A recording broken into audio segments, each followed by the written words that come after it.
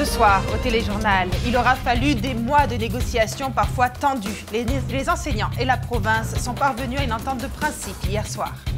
I do hope that this deal is ratified because I think that's what's best for kids in this province, is to move forward through this bargaining process. We have a good deal on. Les services sociaux et les services correctionnels, une nouvelle fois épinglés par l'Ombudsman de la Saskatchewan. So in 2023, our office received 3,660 requests for assistance. Un gros défi pour le fédéral. Va-t-il réussir à revendre le pipeline Trans Mountain à juste prix? On revend le pipeline. Est-ce qu'on va le revendre à bon prix ou ça va être une vente de feu? Ça va être à rabais, puis c'est les contribuables qui vont payer la différence.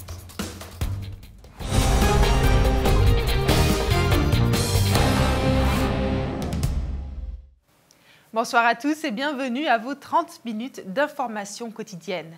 Ce soir, on peut aisément imaginer le soulagement des parents de la province alors que la fin du conflit entre les enseignants et le gouvernement semble approcher. Tous deux sont parvenus à un accord de principe hier soir, ce qui pourrait confirmer le retour à la normale pour les jeunes Saskatchewanais. Perrine Pinel nous donne les détails de cette entente de principe. Après des mois de division, les négociations semblent arriver à leur terme entre le gouvernement de la Saskatchewan et la Fédération des enseignants. À la suite des 2 jours d'échange, les deux parties ont signé une entente de principe hier soir. The final offer included a 3-year term with salary increases of 3% in the first year, 3% in the second year, and 2% in the third year.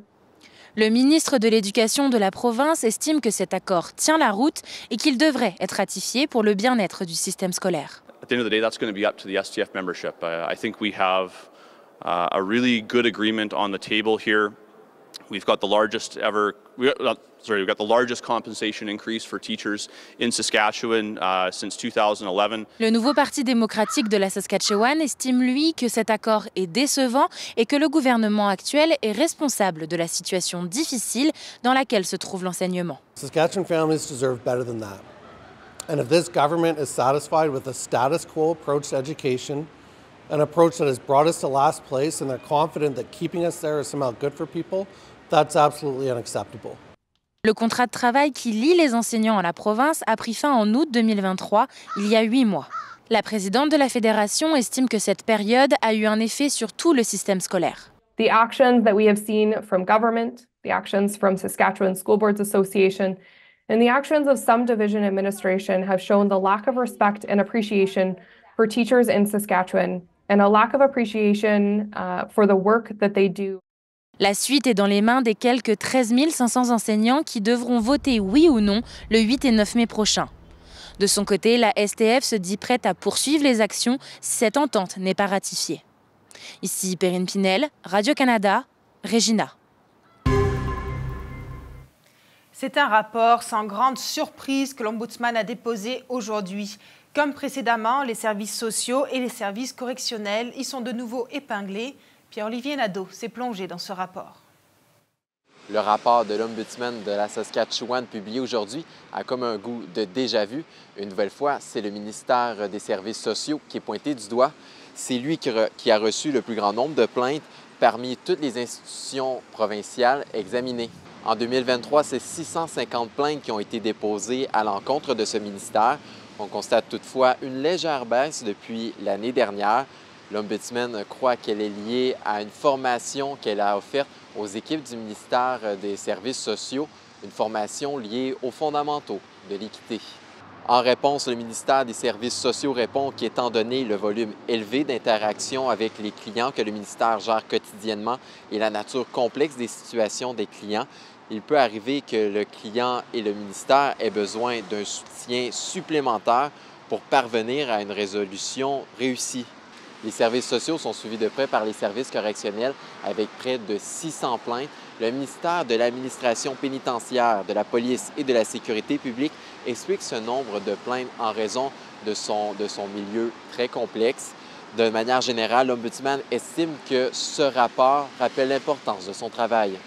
And that's really what our role is as a legislative officer, to make sure that what was intended in the legislation is carried out on the ground. Elle se réjouit d'ailleurs que la très grande majorité des plaintes, 96 %, ont été réglées en 90 jours. L'Ombudsman a reçu 3 660 plaintes en 2023, ce qui est sensiblement le même nombre que l'année dernière. La majorité d'entre elles étaient liées aux compétences de la province. Ici Pierre-Olivier Nadeau, Radio-Canada, Saskatoon. À Moose Jaw, l'enquête du coroner concernant la mort de Jérémy Sabourin s'est conclue aujourd'hui. Le jury a déterminé que cet homme de 40 ans s'est suicidé le 7 octobre 2021 dans une cellule de détention de la police de Moose Jaw. Jérémy Sabourin avait été arrêté par la GRC avant d'être transféré au service de police de Moose Jaw. La GRC avait fouillé à plusieurs reprises Jérémy Sabourin, mais jamais à l'aide d'un détecteur de métal. La police de Moose Jaw, quant à elle, ne l'avait jamais fouillé. Jérémy Sabourin s'est enlevé la vie à l'aide d'une petite arme à feu qu'il avait dissimulée. Le jury aujourd'hui a formulé des recommandations qui visent à prévenir que ce type d'événement ne se reproduise pas. Il s'agit notamment de soumettre les policiers à des tests annuels concernant les fouilles au corps, mais aussi les fouilles avec des détecteurs de métaux. 2 adolescentes ont agressé une employée de bibliothèque. Ça s'est passé lundi soir. Une situation de plus en plus fréquente selon le syndicat qui représente ce corps de métier. L'incident s'est produit à la bibliothèque Carlyle King à Saskatoon. La police pense que ces jeunes étaient dans un état d'ébriété au moment des faits. Le syndicat explique que les bibliothèques servent souvent de refuge de jour pour les personnes qui sont en situation précaire et que cela peut parfois présenter des risques pour le personnel. Il demande donc des formations à la désescalade et à la gestion des traumatismes, mais il demande aussi que les délinquants violents soient définitivement interdits d'accès à certaines bibliothèques. If something is not fixed meaningfully, someone is going to get killed in a Saskatchewan library as a result of workplace violence. It is routine for our library worker members to get punched, kicked and shoved, spit on, sworn at. La nation métisse de la Saskatchewan retire son appui au projet de loi fédéral C-53. C'est un projet de loi qui prévoit la reconnaissance de certains gouvernements métis en Alberta, en Ontario, mais aussi chez nous en Saskatchewan. La nation métisse de la Saskatchewan estime qu'il y a un manque d'unité, mais aussi des divergences entre les communautés métisses des provinces canadiennes. La nation métisse plaide plutôt pour obtenir son propre traité. Bill C-53 gives the opportunity for other voices, and our voice is strong as far as the relationship that we build and what we've done here in Saskatchewan. But more importantly, to be able to realize and understand sometimes what can happen when we don't speak as one voice. So we have to take into account our citizens and what they expect from us and our government to make the right decisions, and that's what we did, and that's why we broke away from Bill C-53.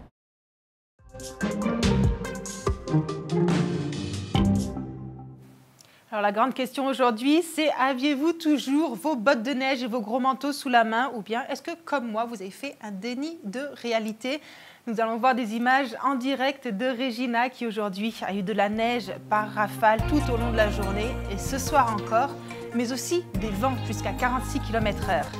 Et voici des images en direct de Saskatoon cette fois-ci, où la grosse chute de neige annoncée a finalement été plus ténue que prévu.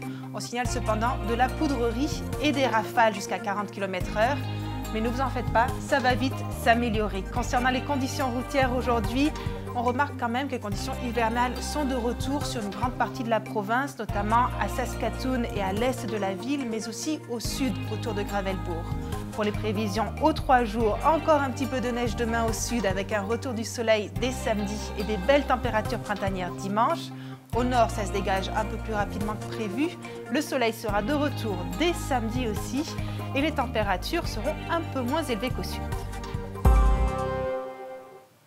Un retour en arrière à présent, la ville de Kamloops a installé une œuvre d'art en l'honneur de la capitaine Jennifer Casey de l'aviation royale canadienne. Voilà près de 4 ans qu'elle a perdu la vie dans un accident qui avait fait des retentissements partout au pays. Jennifer Casey et son équipage participaient à l'opération Inspiration, une mission de survol du Canada qui vise à rendre hommage à tous ceux qui ont participé à la lutte contre la pandémie de Covid-19. Un monument a donc été installé en son honneur dans un nouveau parc près de l'aéroport de Kamloops.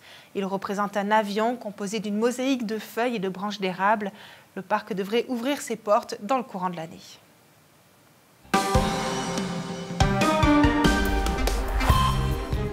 C'est un gros défi qui approche pour le gouvernement fédéral. Comment revendre le pipeline Trans Mountain dont l'extension a coûté près de 5 fois plus que le prix initialement prévu?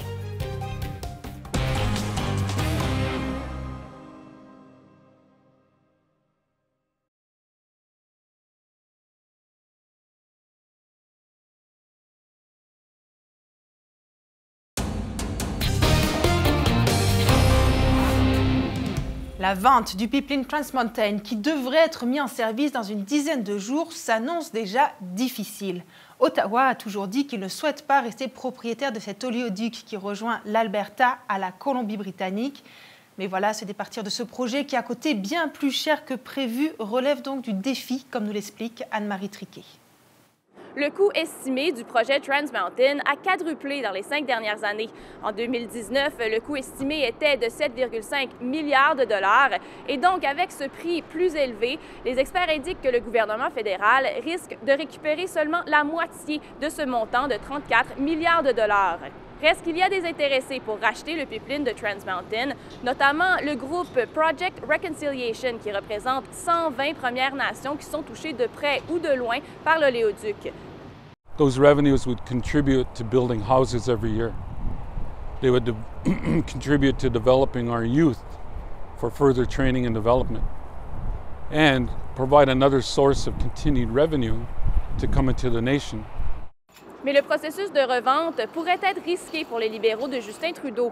En 2018, quand le gouvernement a acheté le pipeline Trans Mountain, il était dans l'eau chaude et ça risque de se répéter cette fois-ci avec la revente. Il faut décider à qui vendre le pipeline, à quel prix et surtout quand. On le sait, il y a des élections fédérales qui arrivent en 2025. Est-ce qu'on devrait vendre avant l'élection, après l'élection? Bref, le gouvernement veut éviter d'ouvrir la porte à des critiques d'un point de vue environnemental, mais aussi d'un point de vue de responsabilité fiscale, comme l'explique cet expert. Si on revend le pipeline, est-ce qu'on va le revendre à bon prix ou ça va être une vente de feu? Ça va être à rabais, puis c'est les contribuables qui vont payer la différence. C'est déjà un projet qui a coûté plus cher que prévu. Alors, garder le pipeline, c'est un risque pour les libéraux, surtout le garder jusqu'aux prochaines élections fédérales. Les écologistes, en tout cas les gens qui s'intéressent à la question de la lutte contre les changements climatiques, vont critiquer le gouvernement Trudeau. Pourquoi vous avez encore ce pipeline-là? Vous aviez dit que c'était temporaire. Des experts indiquent pourtant que si le gouvernement choisit de vendre à des groupes autochtones, ça pourrait représenter une certaine réconciliation économique avec les Premières Nations, ce qui pourrait ensuite justifier une certaine perte d'argent lors de la revente. Ici Anne-Marie Triquet, Radio-Canada, Calgary. Le ministre de l'Environnement disait hier que les grands pollueurs pourront demander des subventions pour de nouveaux projets. L'argent proviendrait directement de la taxe carbone qu'ils auraient eux-mêmes payée. Et cette nouvelle annonce fait beaucoup réagir. Si les entreprises accueillent favorablement cette nouvelle possibilité de financement, nombreux sont ceux qui dénoncent un pas de recul. Government's responsibility should be investing in the future of Canadians. And to me, these are past technologies. So even though it's decarbonizing, this is something that they should have done a long time ago. And we're kind of rewarding them for their slow progress. We have all the pipelines built, but we don't have enough transmission to trade clean electricity. We have all the fossil fuel infrastructure already built, but we don't have enough solar, we don't have enough wind. J'aimerais qu'on ait des données qui nous démontrent que la meilleure façon de réduire la pollution et les habitudes de notre industrie, c'est de quoi? Il doit avoir des carottes et il doit avoir des pénalités aussi. Cet argent-là devrait servir à notre réponse collective au changement climatique, d'être investi dans des projets de transport en commun, entre autres au Nouveau-Brunswick, où on a un système de transport en commun complètement désuet. À Winnipeg, une unité mobile de consommation supervisée de drogue rencontre un grand succès. Elle sillonne la ville depuis plus d'1 an pour offrir ses services. C'est donc un coup d'essai devenu coup de maître qui remet au goût du jour la forte demande d'un site de consommation supervisée dans la ville. Voici le reportage de nos collègues au Manitoba. En un peu plus d'1 an, le véhicule récréatif Sunshine House, reconverti en centre mobile de prévention des surdoses, a enregistré plus de 26 000 visiteurs. Parmi eux, plus de 7 000 y sont venus pour tester et consommer leur drogue. Pour le cofondateur de ce modèle unique en son genre au Manitoba, ces chiffres mettent en lumière les besoins criants de la communauté. Entre son ouverture et octobre 2023, le centre mobile a comptabilisé 20 surdoses, 82 administrations de naloxone, 4 transports à l'hôpital et heureusement aucun décès. Des chiffres encourageants qui illustrent pour les intervenants du secteur la nécessité d'une approche proactive pour notamment alléger les pressions sur le système de santé et éviter aussi la stigmatisation des clients. C'est comme une porte très facile à ouvrir pour eux. Et je suis tellement contente de voir que ce service existe. Il faut dire que lorsqu'on offre ces services, les gens se sentent plus sécuritaires et vont utiliser de façon plus sécuritaire. Depuis plusieurs années maintenant, la demande de sites d'injection supervisés est au cœur des préoccupations. Une demande que semble avoir reçue le gouvernement manitobain, alors que la province reste l'une des seules au pays qui ne dispose toujours pas d'un tel site. There will be one open by next year. We are working in collaboration with these organizations. L'espoir est que la création de ce site d'injection supervisé permette une meilleure prise en charge des clients et allège le travail faramineux des organismes spécialisés qui sont maintenant sur le pont depuis plusieurs années. Ici Anne-Louise Michel, Radio-Canada, Winnipeg. En Colombie-Britannique, à présent, la municipalité de Whistler prend les devants. Elle s'est prêtée à un exercice d'évacuation d'urgence aujourd'hui. C'est qu'elle ne veut prendre aucun risque à l'approche de la saison des feux qui risque d'être très intense. C'était donc l'occasion pour les autorités et les résidents de se préparer à réagir en cas d'urgence.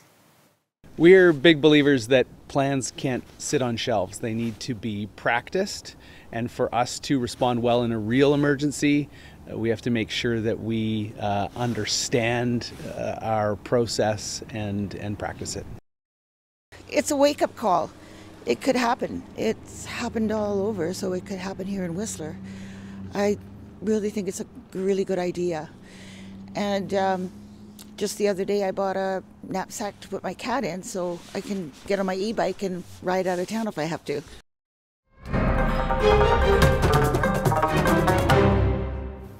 Les Émirats arabes unis se remettent difficilement des inondations historiques qui ont frappé ce pays désertique. On fait le point avec Lise Villeneuve. 2 jours après le passage d'une violente tempête de pluie, Dubaï peine à se relever. Plusieurs routes sont encore submergées et des résidences inondées. Au départ, l'eau s'infiltrait par le plafond, raconte cette sinistrée, et maintenant elle est rejetée par les égouts de la salle de bain. Et ça ne cesse de monter, ajoute-t-elle. Planté en plein désert, Dubaï, davantage habitué à un soleil de plomb et à des chaleurs suffocantes, a reçu en une seule journée l'équivalent d'1 année de pluie. Les infrastructures de cette ville ultramoderne ne sont pas conçues pour absorber et évacuer autant d'eau, ce qui a causé les inondations. Les résidents sont encore traumatisés par l'envergure de la tempête.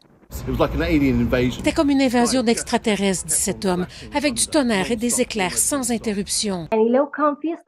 L'agence qui supervise l'ensemencement des nuages aux Émirats arabes unis, un procédé qui permet de stimuler les précipitations, nie avoir mené de telles opérations dans les derniers jours. La gigantesque tempête qui a déferlé sur la région avait été annoncée depuis quelque temps déjà par les météorologues.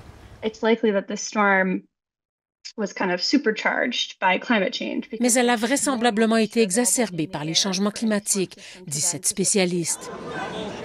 À l'aéroport de Dubaï, le plus achalandé au monde pour les voyages internationaux, c'est encore le chaos. Des centaines de vols ont été détournés ou annulés et des milliers de passagers sont pris au piège, avec bagages et enfants, alors que les autorités peinent à nourrir tout le monde. Les responsables aéroportuaires espèrent un retour à la normale d'ici demain. Ici Lise Villeneuve, Radio-Canada, Montréal. Buenas tardes. Sí, I'm very happy. Happy to represent Canada. La réunion des ministres des Affaires étrangères du G7 s'est ouverte ce matin sur l'île de Capri, en Italie. L'escalade des tensions entre Israël et l'Iran, ainsi que les guerres à Gaza et en Ukraine, sont à l'ordre des priorités du jour. Et c'est le photographe Mohamed Salem de l'agence Reuters qui remporte cette année le prestigieux prix de photojournalisme World Press Photo. Le 17 octobre de l'année dernière, il a capturé cette image d'une femme palestinienne qui berce le corps de sa nièce de 5 ans dans la bande de Gaza. Ce photographe palestinien de 39 ans a déclaré à l'annonce de sa victoire qu'il ne s'agissait pas d'une photo à célébrer, mais qu'il apprécie l'opportunité de la partager avec un public plus large. La fondation World Press Photo a souligné les risques pour les journalistes de guerre. Elle rappelle que 99 d'entre eux ont été tués rien que dans la guerre entre Israël et le Hamas.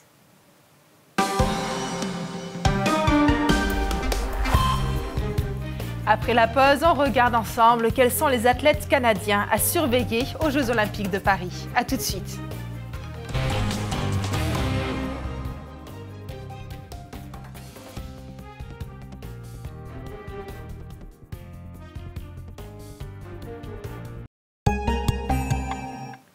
Qui sont nos athlètes canadiens à surveiller aux Jeux Olympiques de Paris? Sans surprise, on retrouve André Degrasse. Mais attention, il faudra aussi regarder ce qui se passe à la piscine. Jean-François Poirier nous en dit plus. Il n'y a personne qui lance le marteau plus loin que les Canadiens.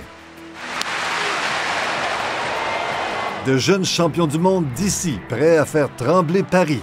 Ethan Katzberg, couronné à 21 ans. Et Cameron Rogers, qui n'a que 24 ans. En haltérophilie, Maude Charron, médaillée d'or à Tokyo, est de retour en force, mais dans une nouvelle catégorie de poids. Je suis dans une catégorie avec 2 autres championnes olympiques en titre. Je trouve ça magnifique. Au décathlon, le Canada se démarque vraiment. Damien Warner, donc la consécration. Damien Warner est champion olympique, tandis que Pierce Lepage n'est rien de moins que le champion du monde. Les 2 premières marches du podium sont à leur portée. Oh, it's all over! En judo, Krista Deguchi et Jessica Klinkate, numéro 1 et 2 au monde, mais dans la même catégorie, n'ont pas ce privilège. Les 2 Canadiennes se battent pour une seule place à Paris. L'une d'elles restera donc au pays. Médaillée de bronze sur le tatami olympique japonais, Catherine Beauchemin-Pinard pourrait bien faire encore mieux en sol français. Pinard est médaillée de bronze! À la piscine, les Canadiennes sont toujours aussi redoutées. La prodige de 17 ans, Summer McIntosh, est la tête d'affiche de cette équipe. Bravo, Summer McIntosh!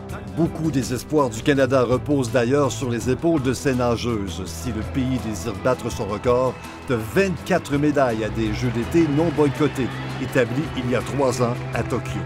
Selon la firme Grace Note, spécialisée en analyse statistique, les Canadiens remporteront 22 médailles aux Jeux de Paris.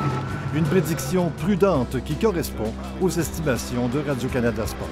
Tamara Thibault est déjà championne du monde. Elle tentera d'offrir au Canada une première médaille d'or à la boxe en 36 ans.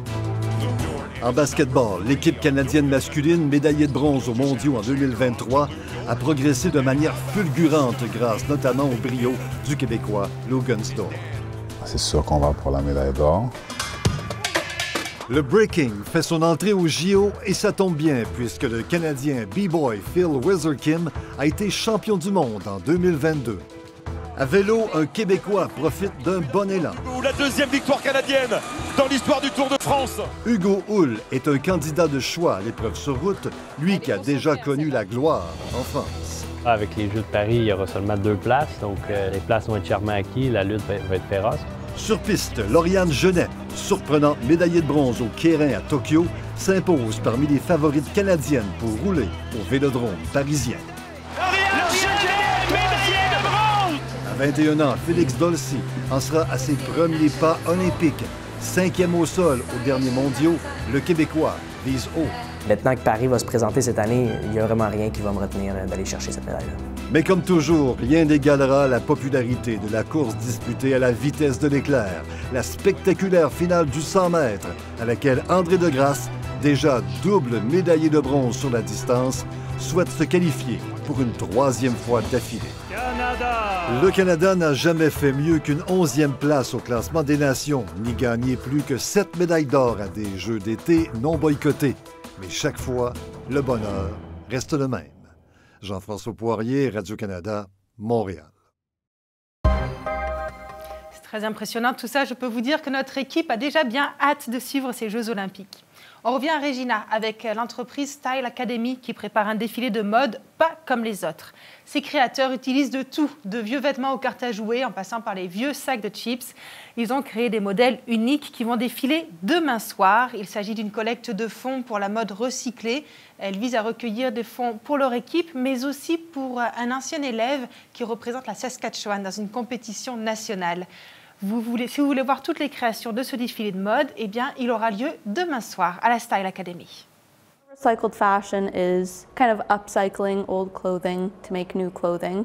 And I think that's a really special thing because making older pieces into new ones can kind of tie in memories like the old denim that Dad wore on a camping trip now is something that's going to be walking down a runway. Not necessarily reused, like it's just one-time use, you eat the chips, you throw out the bag, so we wanted to challenge ourselves with an item that you might not see anyone wearing around, I guess. On va se quitter avec un petit peu de bonheur à l'état pur ce soir. Ce que vous voyez, c'est Benja, une bébé rhinocéros blanc de 6 semaines qui est née dans le cadre d'un programme de protection des espèces menacées en Angleterre. Il n'en reste que 10 000 au monde. On lui souhaite une belle vie, pleine de bonheur. Bonne soirée à tous.